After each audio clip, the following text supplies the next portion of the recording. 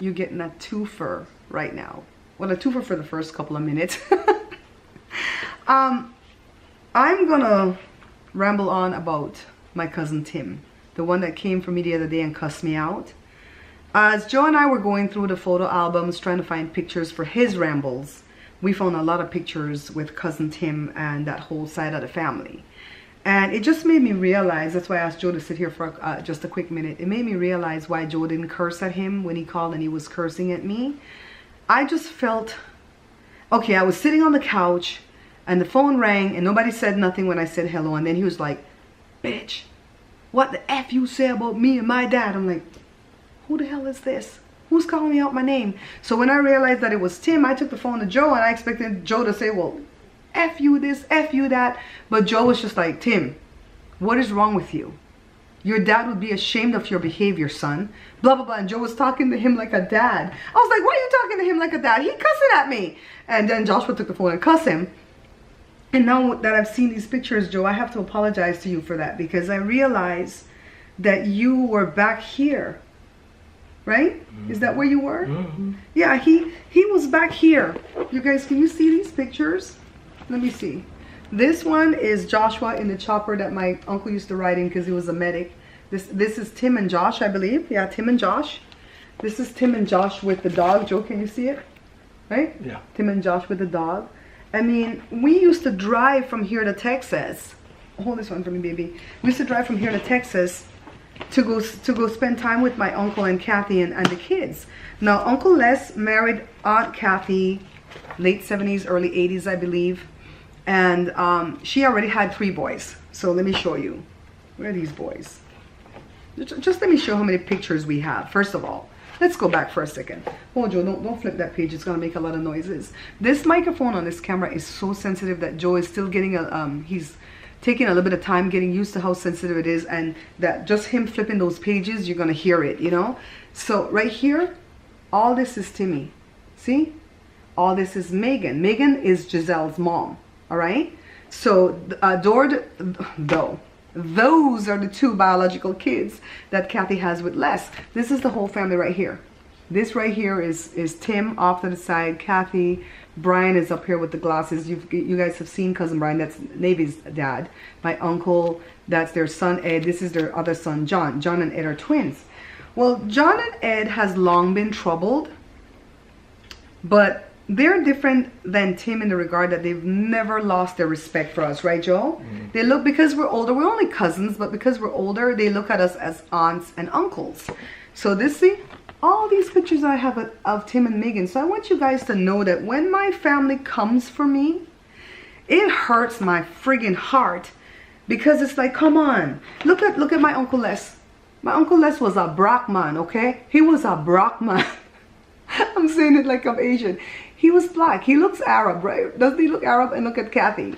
So it hurts my heart when they come for me like this, because we were so close. So Joe, you can go back and do what you were doing. I just wanted to apologize to you publicly, because I understand now why you didn't go off on this little fool. So anyways, Tim was the sweetest boy, okay? Now, John and Eddie, they always had their little troubles. But like I said, they never lost their respect for my mom. They've never lost their respect for me and Joe. And even in their drug-induced state, when they, well, especially John. John is Amanda's dad. Remember cousin Amanda? He would call and he would be so humble, even if he's high. So I don't buy this theory about Timmy being drunk, because alcohol alone don't make you act that way. He had to have mixed it with some other type of drug. And maybe there is some mental illness in there too, but I don't really buy the mental illness story with Timmy, because he wasn't mentally ill before he started to do drugs and alcohol. You know what I mean? So, yeah. So what happened was, as Timmy was growing up, Timmy was like stinky, rotten, spoiled. And you might say, well, what's wrong with spoiling your kids? Yeah, you can spoil your kids if you also teach them the value of another human being's life, and the value of things, and the value of, giving and stuff like that. You can always, spoil your kids. My kids are spoiled. Let's just face it, my kids are spoiled, but they know about giving. They know about to be a gracious receiver, a gracious loser, a gracious winner. And they also know about, you know, being mindful of other people's problems that they're going through. So when Timmy turned about 13, I think, he started to act out of pocket. You know, he started to become a little hood. He was raised for the most of his life in Killeen, Texas, and that area was kind of hoodish at the time. Don't come for me, Killeen people, but it was hoodish. And so my Uncle Les just took him and sent him home to Belize, because that's what Belize parents like to do. You come over here, you have your kids, not me, but a lot of Belize parents, and the minute they become latchkey kids, because you both have to work to upkeep the lifestyle you become accustomed to, then the kid acts out of pocket, and then the kid gets sent home to Belize to old grandparents or older uncles that can beat them back into submission, right? So they sent Timmy home. I never agreed with that. And Timmy started to sell drugs out of Euphrates, you know, because my grandmother, her house was on Euphrates. My cousin owns it now. But that house was always synonymous with good names. Nobody had a bad title in that house. Everybody had a good name because don't nobody deal in no damn drugs. And everybody worked. And so Timmy got there and started to sell dope out the house. So my Uncle Roger, he don't play. He put his ass back on the plane and said, go back home to your ma and pa. He called my uncle and he said, Les, go get your damn picnic at the airport right now because we don't want no trouble here. All right? And so he had to go pick up Tim. So then they sent Tim here for like a short-lived vacation when I was at the condo. He was humble. He was sweet. He didn't give me no trouble. And we hung out. And you know, we tried to put a lot of, Joe tried to instill a lot of good things in Tim at the time. And I think it was kind of hitting him. He went back to Texas. Uncle Les got sick with the cancer. And he came back several times and he was pompous and just out of sorts. And the last time my uncle tried to lecture him, my uncle was sick and feeble with the cancer. He shoved his dad. You know, you could almost say he hit his dad, but he shoved him violently. And his dad was brokenhearted. And I never said anything about it because his dad spoke with me about it. But when Tim started to go berserk on me a few years ago, I told him, your dad was embarrassed for your behavior. You know, you shoved him violently when he was ill and he never forgot that. And so while we started to fight in 2016, let me go back before 2016. There came a time that I would call and check on Tim and he wouldn't answer the phone. And so I found out he kept calling like a stalker and his wife answered the phone. And she was like, Tim's in jail, you know, blah, blah, blah. I said, what did he do? I can't tell you. I can't tell you. So me and Tim's brother, Brian, we looked it up in the newspaper. And so it said, now, I don't know how much of the newspaper was true, but I tend to believe what's reported more often than not. And it said that they were both drinking. They got into a fight. They were belligerent. They were fighting. There was some shoving going on. Tim shoved her, because that's what he loves to do, shove you violently. And then he proceeded to, they didn't say the word rape, but they said that he forced himself on her against her will. What is that? When he was done, he got up and he pissed in her face. Man, that thing hurt my heart. I couldn't get over it. We supported the wife and the kids, and we said, we can't get past this. He served, I don't know how much time, 6 months, 8 months, came out, and I don't even know if he went to trial or if he just pleaded no contest or whatever. And I just couldn't get past it. I couldn't forgive him. And so then he worked on me. He worked and he worked and he worked. Sarah forgave me. The newspaper lied. It didn't happen that way. We were both fighting. We were both wrong. That's why they didn't put me in prison. I only spent time in jail, yada, yada, blah, blah, blah. Then he went to school for dentistry. And then he was giving reports about Belize. And he was standing in front of his classmates. He would call me with these stories, telling them stuff about the Bear Panfish show. If you want to learn to make the good Belize food. Then he found out that those natives in Alaska already knew about me because I make the Navajo bread, yada, yada. He was doing everything to make inroads. So he made some inroads. And I said, okay, if his wife can forgive him, and I don't know the full story, then let me see if I can forgive him. And I think I really did, but I just didn't bring him too close. It's kind of like the way I feel about Osley right now. I've forgiven Osley, but I'm still up in my feelings that I really can't talk to him, and anything that he says just gets to me in the wrong way. You know, so that's how I felt about Tim. So I kind of kept my distance, but I would talk with him decently when he called. But he would always call and go, you don't love my kids. because you're always posting pictures of Navy and Giselle and you don't post no pictures of my kids. And I'm like, Tim, I don't know your kids. I've never met them. I don't see pictures. I know nothing about them. So he starts sending me pictures. He starts sending me stuff about them playing soccer, whatever. I really wasn't interested. You know, I just couldn't get past Tim that I wasn't interested. So fast forward to 2016 when Trump cheated to win. That's what I'm saying now about Trump. I post things about politics all the time at my Facebook. Some of the times it's just things that I see that I share because I want to go back and read it. Sometimes it's just funny that I share it. And so I shared something, I don't even remember what I shared, but somebody came for me. And 99% of the people from my Barbara McNabb Greenwich Facebook, I don't know them, but I accept them as friend until they act out of pocket and I block them. So this guy came and tried to cuss me out. So when I woke up, I was going to go block him till I saw that Timmy said something. And so I went to go see, okay, Tim's probably defending me, right? Tim was dragging me along with the guy because Tim knew the guy. The guy is the coach for Timmy's daughter's soccer team.